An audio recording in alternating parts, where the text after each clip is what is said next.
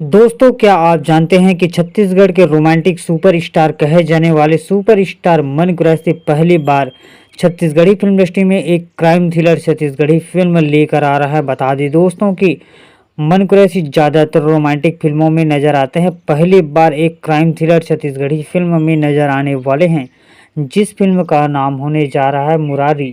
बता दें दोस्तों कि जिस फिल्म को ममता सिने क्रिएशन फिल्म प्रोडक्शन हाउस के बैनर तले बनाया जा रहा है, जिस फिल्म के निर्माता अमनंत दास जी हैं, वह फिल्म को डायरेक्ट करने वाले हैं दिनेश नाग जी। दोस्तों, बता दें कि फिल्म की कहानी पूरी तरह से बवाल होने वाला है। पूरी तरह से फिल्म की स्टोरी दिमाग को हिला कर रख देगा, जहां पर ज़बरदस्त क्राइम थ्रिलर एक्शन से भरपूर होने वाला है दोस्तों। जहां पर हर किरदार अपनी परछाई से लड़ेगा, हर किरदार की अपनी एक कहानी होगी, हर किरदार अपनी ही परछाई से डरेगा। जी हाँ दोस्तों, छत्तीसगढ़ के लिए यह बेहतरीन फिल्म हो सकता है।